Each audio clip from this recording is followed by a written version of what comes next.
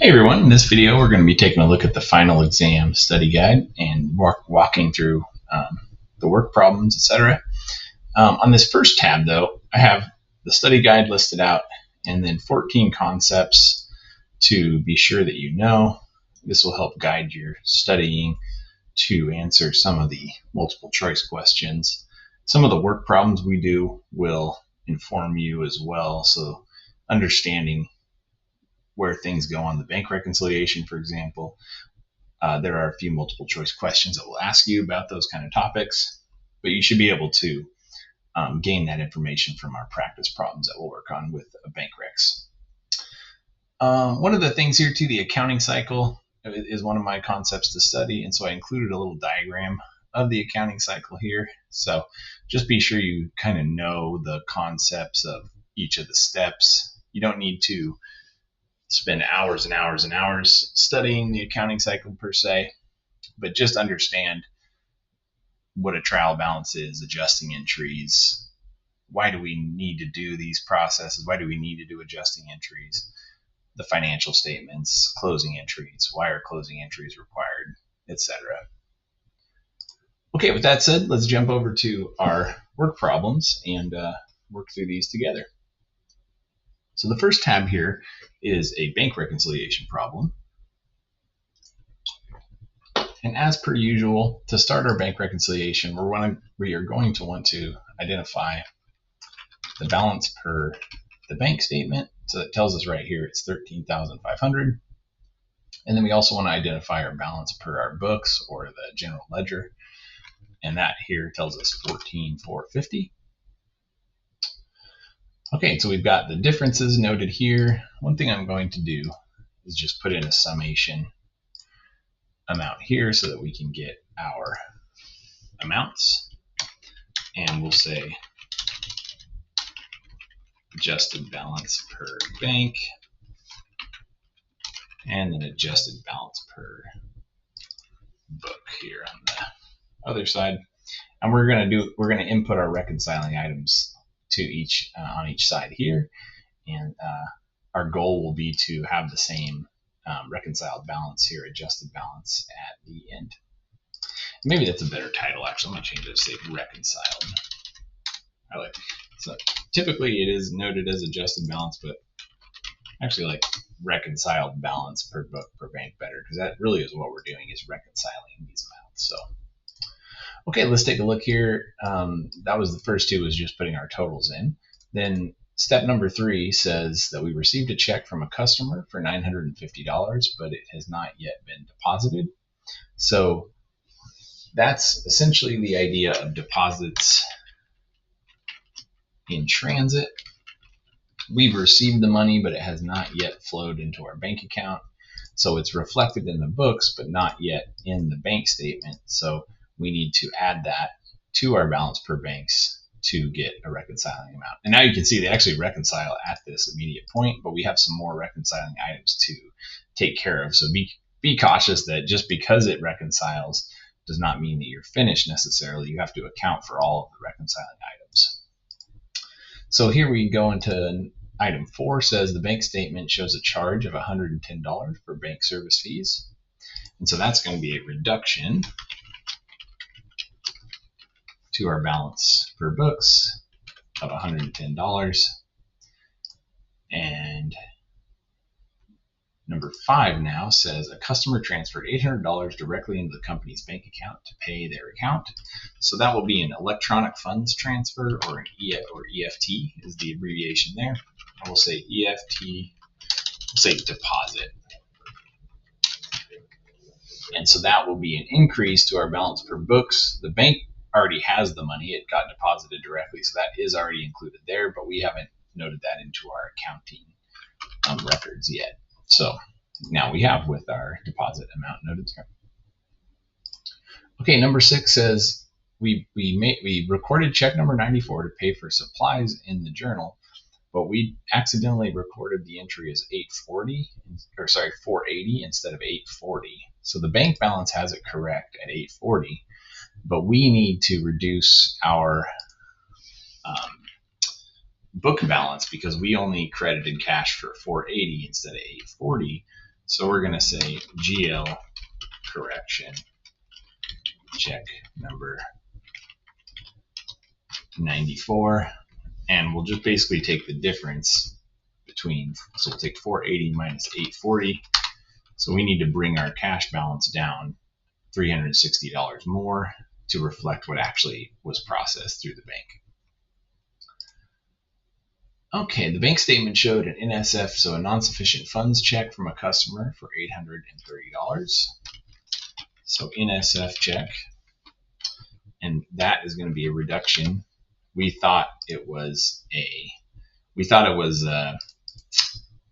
cash essentially when we received the check, so we recorded an increase to cash, which is reflected here in the ending balance. But then when the bank looks at the check, they say, nope, that's not good as cash. That is a bad check. And so now we need to back that amount out from our balance per books. And it's going to be reflected as a receivable when we record the journal entry. Okay, and finally, outstanding checks totaled $500. So we'll put outstanding checks, take out our 500, and lo and behold, now we can see that the totals are reconciled and they agree. And so that's kind of a, if you don't have the balancing, then you know you did something wrong. But like I mentioned when we were working through the problem, you can arrive at a balanced, reconciled amount that'll match, but it doesn't necessarily reflect everything. It's just matching because you haven't yet put everything in there, essentially. So just be a little careful about those things. Okay, and now we need to post our journal entries for our bank reconciliation. And so remember that the journal entries are we need journal entries for everything that was adjusted for on the book side, nothing on the bank side, because the bank side, they just correct that. It's timing issues. Both of these are timing issues where the checks will process through when the individual we sent them to goes and, actually deposits them in their bank, and then our deposit in transit will eventually clear once we get down to the bank and put it through. Okay, so with that said, let's go ahead and record our our bank reconciliation, bank reconciliation journal entries now. So as I mentioned, everything on this part of the book side. And one thing to note, if it's a positive impact, cash will be an increase. And here we had an EFT deposit. It tells us they were paying off their account when we received this. So and it's a customer paying us. So remember that would be an accounts receivable if they owed us money. And now that they've paid us, they no longer owe us that money. They just paid directly to the bank. I'll just put bank rec entry as the explanation. Okay, and then let's come down and do the subtractive items. And so I'm going to do these all in one journal entry, which is just slightly different than they compose the entries in the book, but I think I like that being a little more efficient that way. So it's the sum of all three of those transactions, and each of those are going to have their own unique debit that we need to reflect. So the first one, bank service fees, we're just going to say bank fee expense for 110. Then the next one, it's a GL correction. And so we recorded our journal entry, and I'm going to assume here, just to highlight this, so what probably happened in this journal entry, right, when we first recorded it, I'll just throw this in down here real quick just to show, is cash was credited and supplies were debited, because that's what it tells us, pay for supplies. And we put 480, but it really should have been 840. So the journal entry that we're going to make to correct this then is going to reduce our cash farther and increase our supplies higher to reflect that we actually have 840. So that journal entry on its own would look, with the 360 that we calculated here, like this. And you can see if you add those together, you get 840. So this journal entry looks like such. So really what I'm going to reflect that same thing just with this portion here, and then the cash piece is is included in that total there. Okay, and that was just kind of for illustration to show you there the logic. And then NSF check, we need to book a receivable for that because we are going to try and follow up with that customer to collect that amount. So now we have a receivable, and those all sum up to $1,300. So we're looking good there. And we'll just put bank rec entry and the explanation spot for that part of the entry as well. Okay, so that's basically the overview. Just finish the reconciliation, make sure it reconciles, and then go back through and post your journal entries. Don't forget the entries. Those are a very key component of making your accounting records accurate at the end of the period when you're doing reconciliation. So, okay, let's move on to some inventory transactions next. And so I've left, I kind of formatted the template here with the explanations already input, etc. So just to make things a little easier, both for me in this video and for you when you work on the problems yourself. And yeah, hopefully you find that helpful. And the one thing I've done here as well is I have two general journal listings here. And this one, the top one, or sorry, the first one, this one is gonna be the spot we put all the transactions here, and these are all transactions for our company selling merchandise. And then these transactions are going to be reflected here, and all of these transactions are reflective of us, our company, purchasing merchandise. Often those are mixed together because you'll have purchases and then sales, but we've sort of broken them out in this problem to allow you to focus on the different accounting for each of the sales versus purchases.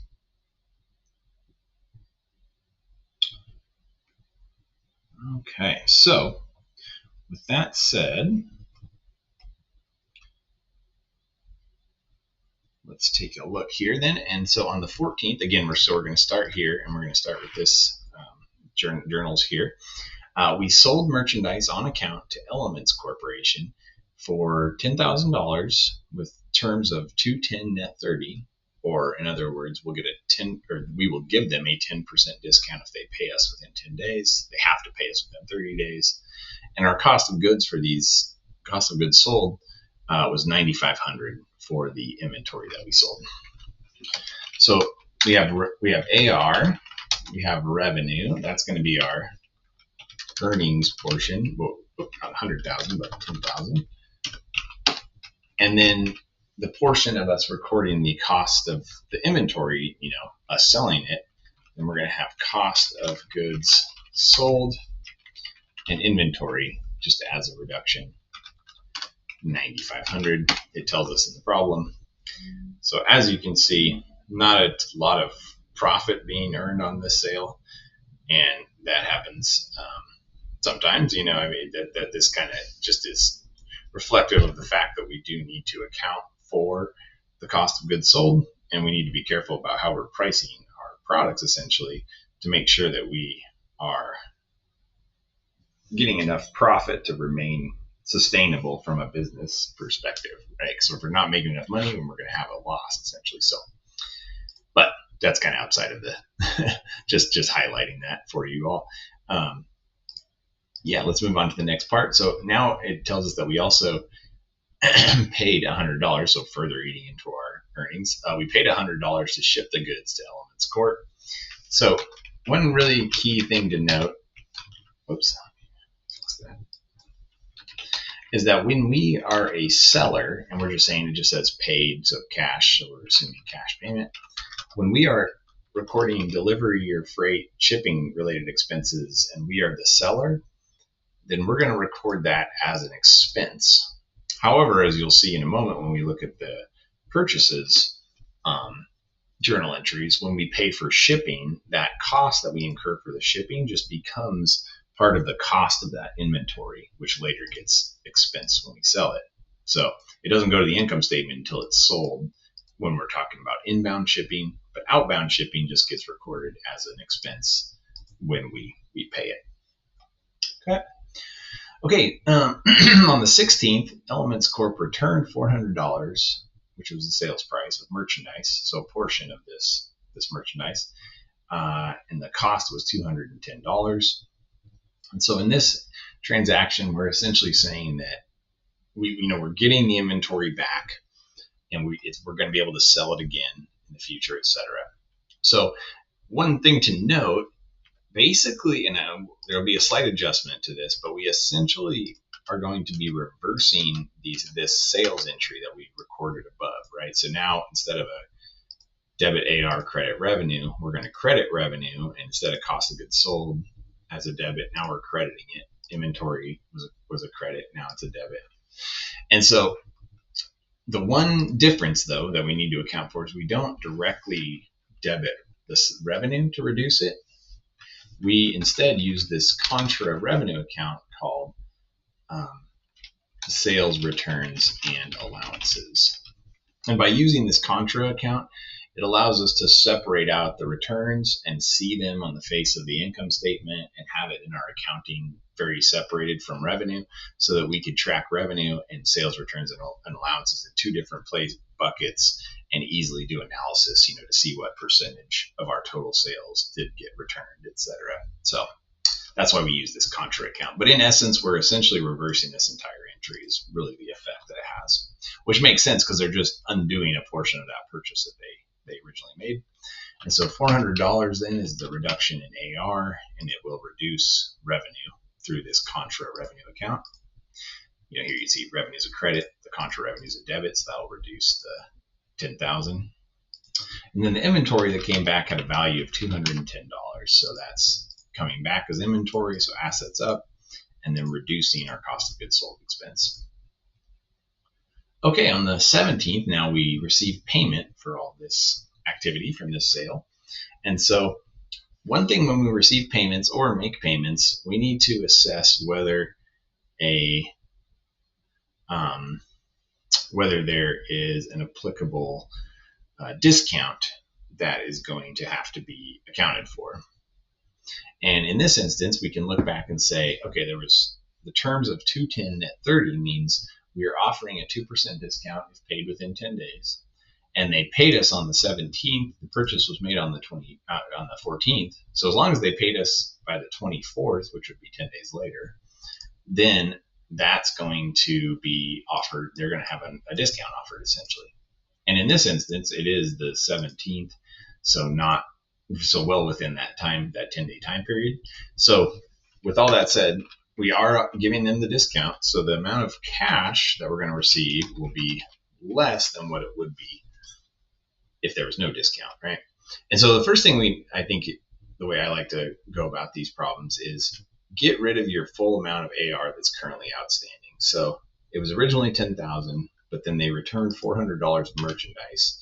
So the full amount of receivables that we have from this customer when they pay us was $9,600. But the cash is it's not going to be $9,600. It's going to be 0.98 because they're getting a 2% discount. So we're getting 2% less than it would be. And then we're going to say sales discounts as our another contra revenue account. And we can just take the difference between those, or we could multiply this by 2% to get that number. But you can see how that kind of offsets a portion of the cash received. And this, again, is a contra revenue account, so it will be reflected as a reduction to sales revenue. And the AR that applies to them is all basically wiped out because they've paid us in full, even though the amount they paid us in full was a little bit less than the AR due to the discount that we gave to them. Okay, on the 18th, we sold merchandise for $9,000, same kind of terms, cost of goods sold $5,200. So I'm just going to copy this accounting just because it's so similar. And I think, that's one thing to keep in mind is that once you understand how a sales entry works or a return entry, etc., or a purchase entry, all those entries will be consistent throughout. So you can very much just copy and paste and reuse. The accounting is basically identical between, different companies. It's just a same accounting though. Okay, so that was, it was $9,000 was our revenue, and it was $5,200 cost of goods sold. So we had much more healthy margin on this sale because cost of goods sold was such a lower percentage versus the original sale up here. And then on the 26th, though, it notes that they reach out to us and say, $1,500 of this amount of that product was defective, unfortunately. So further eating into our profits, the customer says, hey, you sent us some defective merchandise. And so we say, okay, don't send it back to us. We will allow you an allowance, so you don't have to pay us the full amount. You don't have to pay us for that defective product, and you can just keep it, so that it allows us not have to deal with receiving it back and disposing of it ourselves, etc. And so we're going to again use this sales, returns, and allowances account. Here we used it for a return, but you can see in the title, it also is the contra revenue account that we use to reflect allowances. And then we'll reduce AR because they're not going to pay us for that amount. So that's a reduction there. And then finally on the 30th, they paid us. So again, we have to assess if the discount is applicable in this instance. But Litmus Core, let's see. So we sold this to them on the 18th with terms of 2/10. So they had to make the payment within 10 days, which would have been the 28th. But since they're paying us beyond that on April 30th, they don't get to have the discount, and we get the full amount of the amount owed to us basically at this point, which would have been $9,000, but we allowed them to reduce that amount because of the defective product. So we're getting paid $7,500 then after all the accounting is done there. Okay, now let's take a look at some purchase transactions, and again we're gonna record that here in this section. And so on September 5th, it says we purchased merchandise for $15,000 on credit. So we're going to say inventory, or you'll see merchandise inventory noted also. Either term is okay. And here we're using AP, just normal vendor type of transactions. And we owe this company, and again, the terms from them now is we can get a discount of 1% if we pay within 10 days. Net 30, we have to pay it within 30. So that gives us some potential discount depending on when we make the payment. Now, as I mentioned earlier here, now we have, it says that we paid $45 to have the merchandise delivered. And so, as I said before, here, when it's outbound, it's us shipping to a customer, we just record that as an expense. But when it's us paying to get merchandise to us, then in that instance, we're going to record this in as an asset, essentially a component. The total the cost of this inventory that we bought will now be $15,045, not just $15,000. It will eventually become an expense when we sell the goods, but it sits on our balance sheet as an asset for now because of the inbound shipping. The capitalization is the term to use there. We've capitalized these costs into our inventory asset value. Okay, on the 12th, we purchased merchandise for $9,000 on account. So again, just like I mentioned before, a lot of these entries are just copy and paste, very similar, just owed to different vendors, different terms. This one's Chico Company with 210 net 30. This one was 110, so 1% discount within 10 days. This is 2% discount within 10 days. Okay, now on the 13th, it says we returned $700 of the merchandise purchased on September 5th from XYZ Co. as it was defective. So now we're just returning some of this inventory, and it says $700. So basically we just reverse this journal entry. Our payables go down because we're not going to pay them for that amount, and our inventory goes down because we're shipping that inventory back to them, so we no longer have it, in our warehouse or on our balance sheet. Okay, and then now on the 14th, we paid for the merchandise to XYZ Co. So that was on the 5th. And again, we need to look back, and it was 110 net 30. So as long as we make the payment by the 15th, we get a discount for the XYZ Co. one. And so the first thing I like to do is first thing I like to do on the sales side is to make sure we get rid of our full amount of AP. And so or AR if we're sales, but AP if we're making purchases. And so we need to go back and look and say, okay, initially we owed 15,000, but then we returned a portion of the merchandise. So really the amount we owe XYZ Co. at this point is 14,300. And then I like to kind of put the cash in next. And here we're saying we get to take advantage of a 1% discount because 110 net 30. So that'll be 143. Oh, actually let's do the 99 here. That's the cash. So 14,157. And then the 0.01, like I just had, that is the discount. So then the way that we record a purchase discount is just by reducing the inventory cost, not by using like a purchase discounts account or anything like that. It's just by reducing the actual value of the inventory, because the actual value of the inventory, as it will be listed, on your balance sheet and as it sits, will be the cost that you paid for it, right? And the cost that you paid to get it to you. That's why we capitalize this portion as well. Okay, one final transaction here. We need to pay Chico Company now on the 26th. Oh, I think I have the wrong date here. I'll fix that. So 9/26.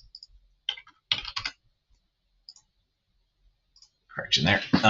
And so we're making this payment now, and so we have to look back and say, okay, we bought this on the 12th initially with 210 net 30, and so we would have had to make that payment 10 days later. Within 10 days would have been the 22nd. So we are outside of the payment time for getting a discount for this purchase. So yeah, no discounts. And then if we look through this Chico Company, we didn't have, this was all related, the returns and other things are all related to the XYZ Co. So we just owed them the 9,000. So this is just our basic accounts payable payment type transaction where cash goes down, our AP liability goes down, and yeah, we've made the whole payment. If we paid within a time frame to get a discount, it would have looked just like this entry with different amounts. But since we were outside of the discount range, we don't get to take a discount, and we have to pay them the full $9,000. So, all right, that brings us to the end of that this inventory work problem, and let's move on to our adjusting entries problem.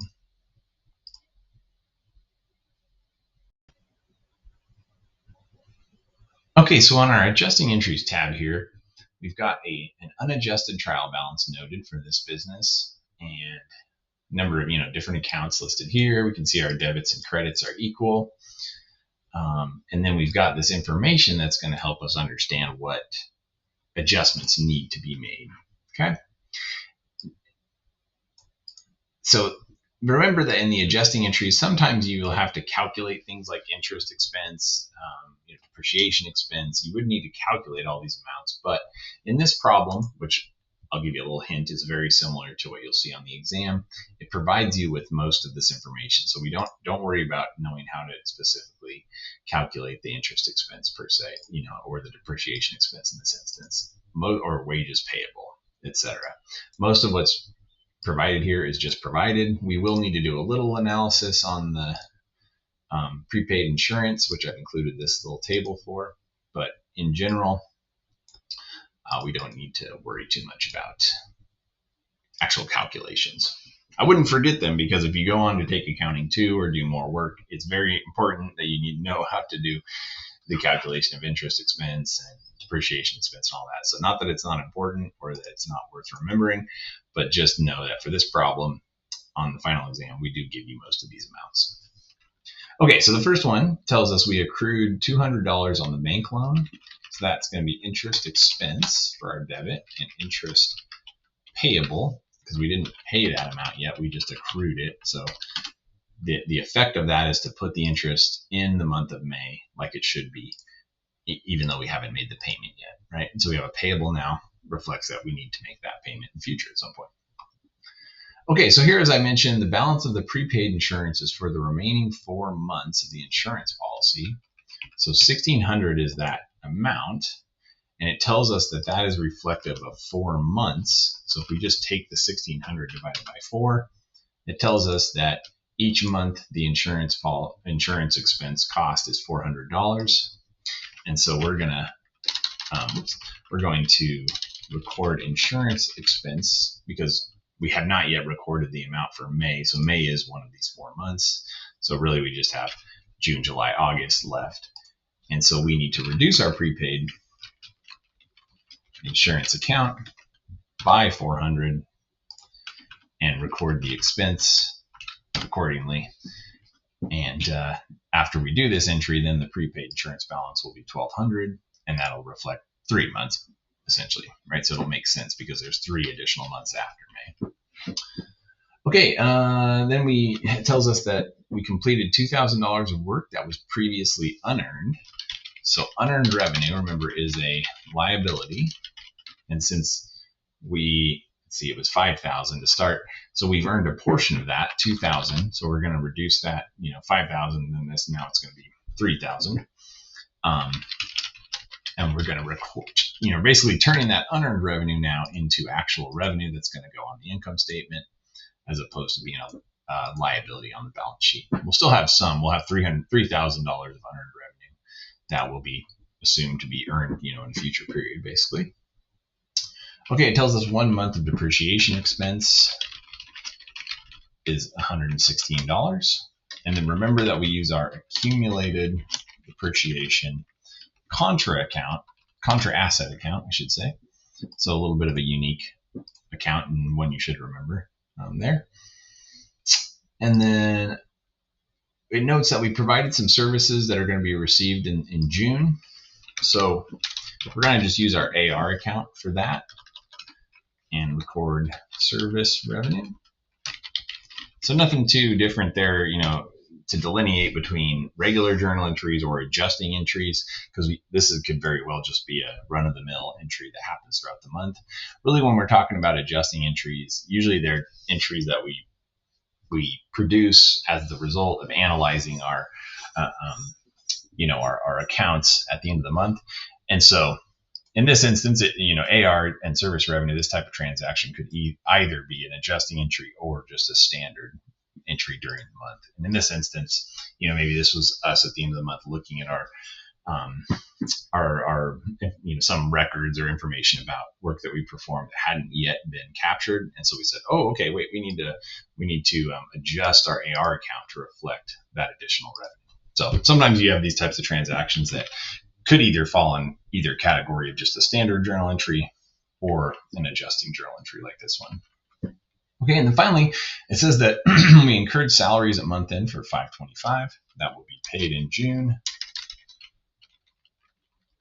So salaries expense then is the $525, and then salaries payable is reflective of the fact that we're going to have to pay that amount to our employees in the following month, basically. So yeah, so hopefully that's helpful. It's all of our adjusting entries, different types of adjusting entries. And again, we didn't really have to do a lot of calculations in this instance. And hint, that will be similar to what you are provided with on the actual final exam. So, okay, let's look at our, let me fix this just real quick. Let's look at our financial statement template, or tab here, I should say. I had the answers still in there, so I had to take those out real quick so we could work through and solve them again. And so for this problem, and again, kind of a hint, you're going to see something. You won't have a template to fill out like this necessarily, so you will have to create these statements, but you will have a kind of a hint, a little template here that's going to help you understand or remember, that the income statement is the revenues less expenses equals net income, statement of owner's equity, and then what goes on the balance sheet, right? And make sure that the liabilities and equity agree to total assets. So this will guide you in the right direction. So I include that here just to give you some, maybe make you feel a little less nervous or something about the exam. So Okay, so let's start through. So as it notes above, revenues minus expenses. So we've got service revenue, and then we've got all of our expenses here, all just kind of listed down. You can see those on our trial balance here. So I've linked to the first one, so I'm just going to drag this down. And then I'm going to add these amounts here. So basically our total expenses come out to $5,430. And then to get net income, we just take our revenue minus our expenses. So $17,570. And then remember, we always do the income statement first because we bring that net income down to the statement of owner's equity.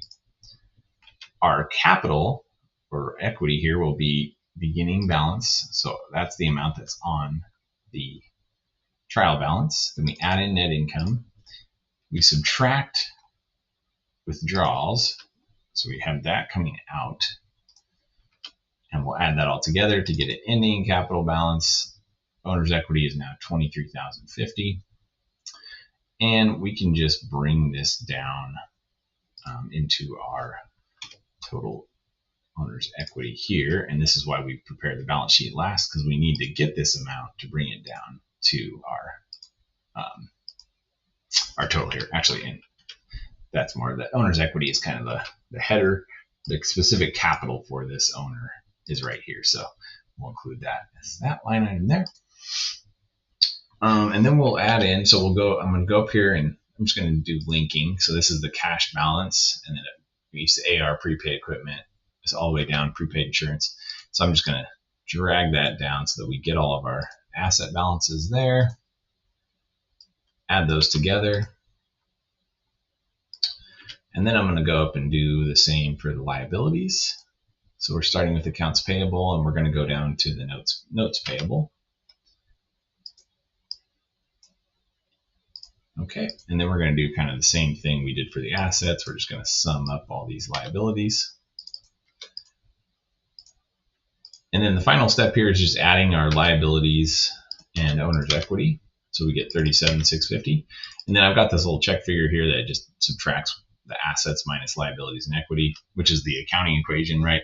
And so that is just a way for us to see if that wasn't zero, that something wouldn't be matching up exactly. And it's pretty easy to eyeball this, generally speaking, but it is nice to have these little check figures that right away if it doesn't go to zero or something is in a check figure like that, that something went wrong and you have to go back there and fix whatever it is. So, okay. So hopefully that gets you kind of on the way there. Again, you won't have these templates with all that. You'll have to set these up and produce these in the final exam. But as I mentioned, you will have this right here, which will give you some guidance so you don't have to memorize quite as much. So,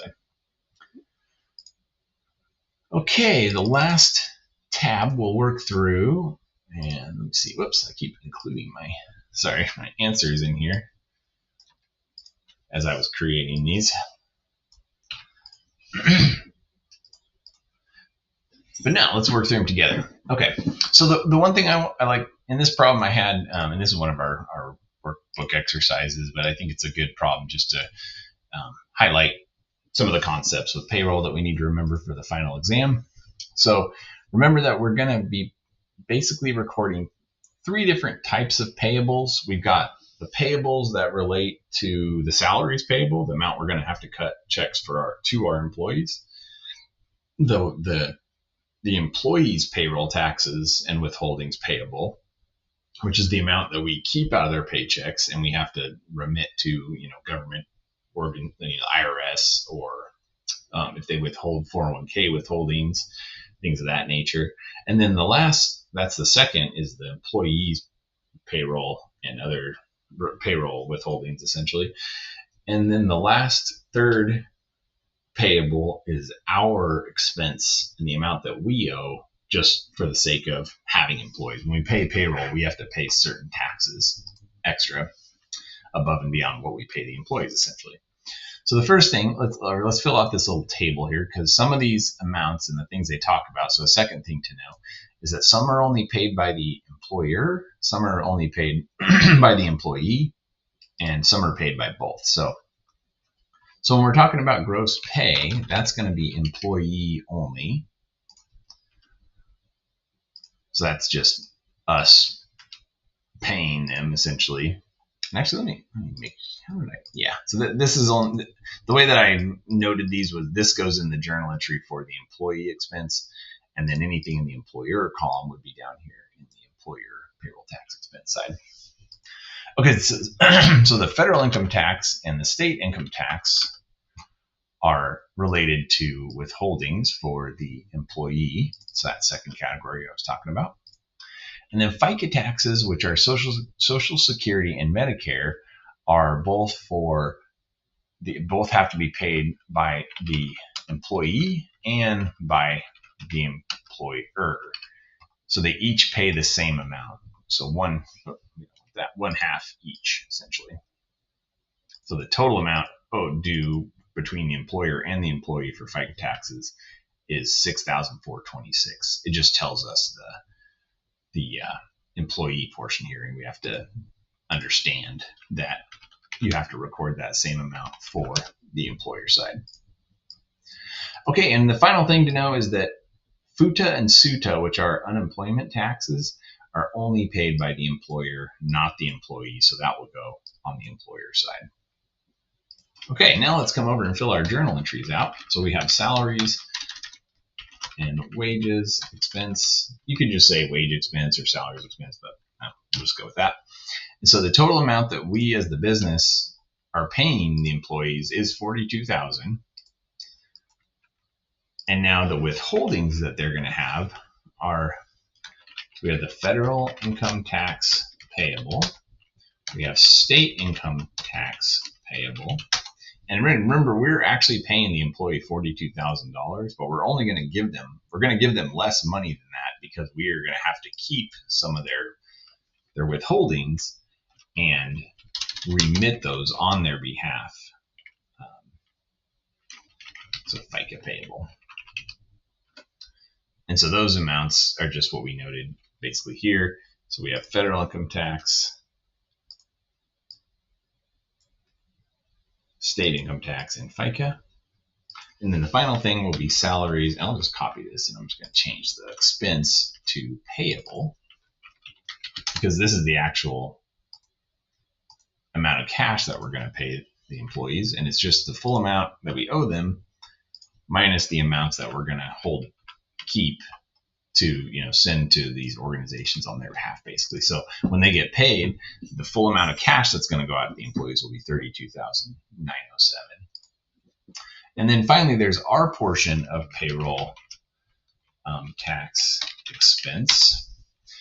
And this is going to be related to these different payables that we have as employers. The first one being FICA payable. I'll just link above because it's the exact same amount. And then we've got FUTA payable and SUTA payable as well. And so those, I've got those, they were just told to us in the problem. And then to figure out what is our total payroll tax expense, we just add all of those together and it becomes $5,733. So again, 3 categories of payables. There's this piece here, which is the amount of cash we're going to pay to the employees. There's this portion, the withholdings that the employees have that we have to hang on to and send to the right, to the IRS and your state, to California, for example, for us. And then FICA goes to the federal government. And then the third portion of payables is our liability for payroll taxes, which are like unemployment taxes, and then the FICA taxes of Social Security and Medicare that we as the employer just have to pay on top of paying, for their wages, basically. So that brings us to the end of the line there in terms of all the kind of work problems that you'll see. I will say, if you made it this far, we don't have a problem that specifically says you have, prepare the journal entries like this on the exam, but it asks you a number of different questions about gross and net pay and withholdings and things of that nature. And so hopefully by working through this problem, you'll gain the information that you would need to answer those multiple choice type questions correctly. And so And maybe I'll just run through, since you've made it this far, I'll run through what some of those concepts should be that are reflected in this, right? So we've already talked about the 3 different types of liabilities. Net pay is this whole idea about here's what gross pay would be, before subtracting for deductions, payroll deductions, and then this would be the net. The term would be the net pay. So that's the amount after the deductions, and that can include things like income taxes, as we see, FICA taxes, which is Social Security and Medicare, but it could also include things like a retirement plan contribution, like a 401k contribution, or a very common one would be health insurance payments. Oftentimes those are just taken out by the employer directly from your paycheck, right? Let's see. So here's just the overall general style of the journal entry. There's an idea of statutory payroll deductions versus non-statutory payroll deductions. And really what we're saying is that these payroll deductions are required by government statute. And so that would be things like the federal income taxes, Medicare, Social Security, the FICA taxes, essentially. There's other things are not statutorily required. Things like I mentioned already would be health insurance or 401k contributions, or sometimes I think it notes in the text that there could be donations. Sometimes the employer will match your donations if that's something that the company is doing, and so you could have donations being taken out of your paycheck directly, so on and so forth. So there's a difference between statutory deductions, or things that are absolutely required, but then there's elective deductions, non-statutory ones, like you don't have to contribute to your retirement plan, but you can.